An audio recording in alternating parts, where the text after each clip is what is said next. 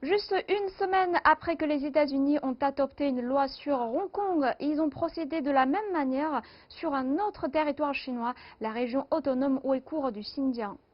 La Chambre des représentants a adopté la loi ouïghour le 3 décembre 2019.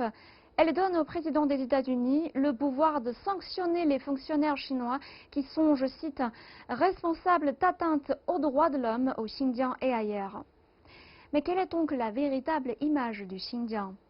Avant de parler de la situation actuelle de la région dans le nord-ouest de la Chine, examinons son passé récent. Les souvenirs d'attaques terroristes du Xinjiang sont trop récents pour être oubliés. Entre 1990 et 2016, plusieurs milliers d'attaques terroristes ont secoué la région autonome ouïghour du Xinjiang dans le nord-ouest de la Chine, faisant de nombreuses victimes innocentes et des centaines de policiers. Le cas le plus choquant s'est produit le 5 juillet 2019 à Urumqi, chef-lieu de la région. 197 personnes ont été tuées et plus de 1700 autres blessées. Des coups de couteau et des attaques à la bombe sanglants ont secoué la région, autrefois connue comme un carrefour commercial sur l'ancienne route de la soie chinoise. Il n'était pas question pour le gouvernement chinois de rester les bras croisés. Afin d'éradiquer le terrorisme et la violence, la mesure clé est d'éliminer l'environnement qui alimente le terrorisme et l'extrémisme religieux. Les personnes vivant dans les régions isolées sont facilement touchées par l'extrémisme. Elles ont en effet un sens et des connaissances du droit limitées et ont souvent des difficultés à trouver un emploi en raison de compétences professionnelles réduites. En outre, les principaux terroristes peuvent être légalement punis. Mais qu'en est-il de ceux qui sont pris au piège de réseaux idéologiques, ceux qui sont encouragés par une idéologie radicale mais qui n'ont pas encore commis de crimes physiques graves? Devraient-ils être laissés seuls pour se réintégrer à la société? La réponse du Xinjiang pour s'attaquer à tous ces problèmes consiste à créer des centres d'éducation et de formation professionnelle. Dans ces centres, les gens apprennent le droit, la science, les compétences linguistiques, les techniques de communication et diverses compétences professionnelles.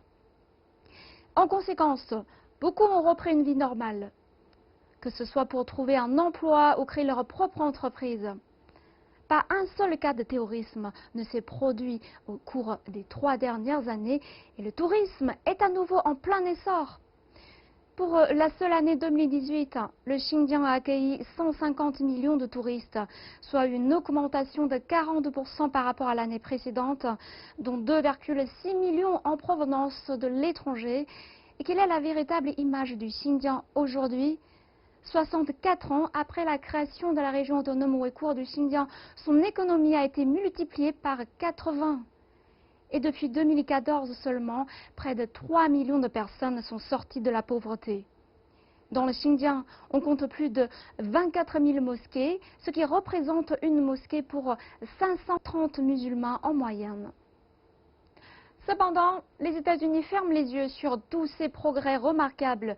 Victimes du terrorisme, les États-Unis ont été un pionnier de la lutte antiterroriste après les attentats du 11 septembre 2001 ayant même déclenché des guerres en Afghanistan et en Irak.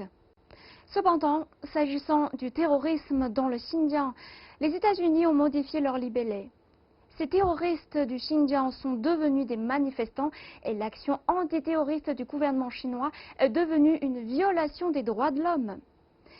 Les États-Unis répandent également des rumeurs pour créer un faux discours sur le Xinjiang selon lequel le gouvernement chinois mentirait et cacherait un énorme secret. CGTN vient de diffuser une série de documentaires exclusifs intitulés Combattre le terrorisme dans le Xinjiang. Avec tous les faits étalés sur le Xinjiang, le gouvernement chinois n'a rien à cacher. En revanche, les diffamations de certaines personnes jetées sur la Chine sont un fait qui n'a pas encore été entièrement révélé.